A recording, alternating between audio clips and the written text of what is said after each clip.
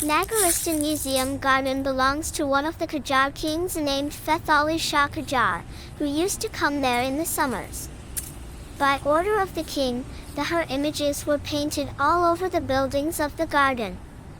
But nothing remains from the palace. After the king's death, this place became a teacher training place and then a university. It was very pleasant to walk in the garden. A large pond where lotus flowers grew, statues of Iranian scientists and thinkers who taught in this place, a museum that showed Iranian arts well, were the things that made the blood flow in the garden's arteries.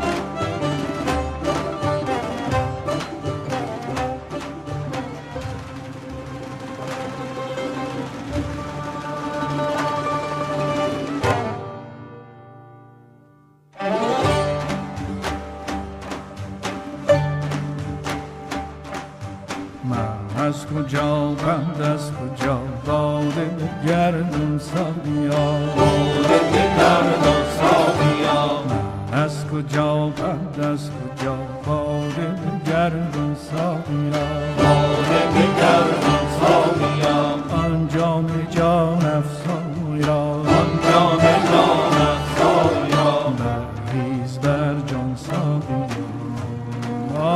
آن جام جان افزای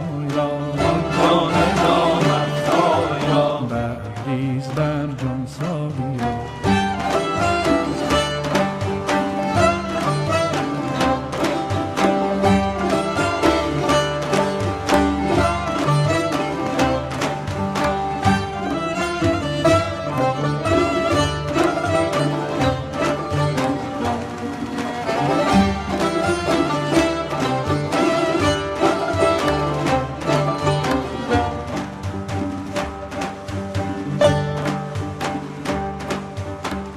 از کجا پند از کجا باده بگردان ساقیا باده بگردان ساقیا من از کجا پند از کجا باده بگردان ساقیا باده بگردان ساقیا آن جام جان افزای را آن جام جان افزای را بریز بر جان ساقیا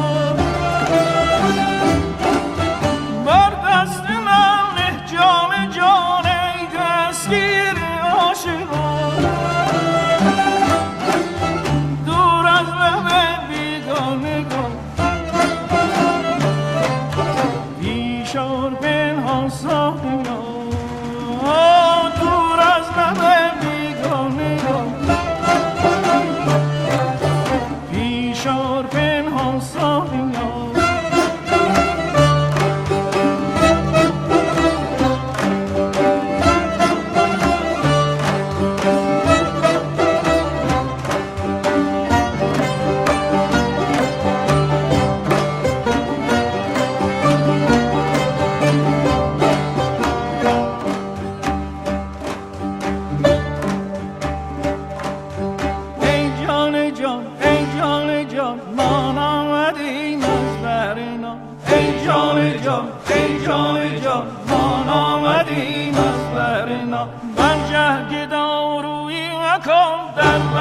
سلطان ساقیا در جهگ دارویی مکن در بزم سلطان ساقیا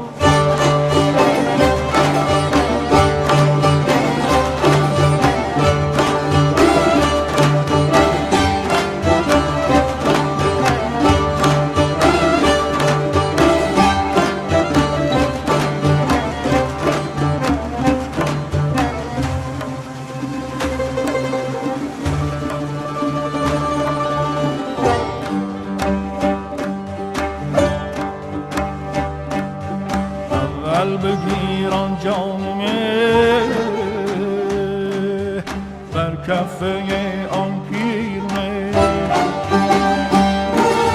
اول بگیران جامه بر کفه آن پیرمه چون مست گردد پیر ده چون مست گردد رام سوی مستان ساقیا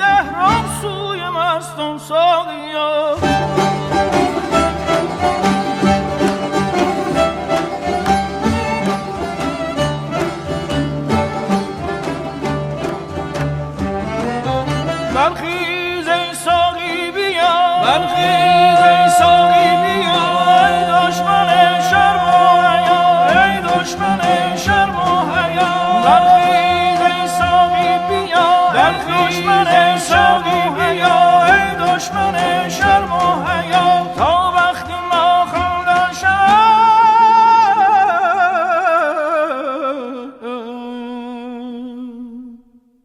پیش آی خندون ساقیا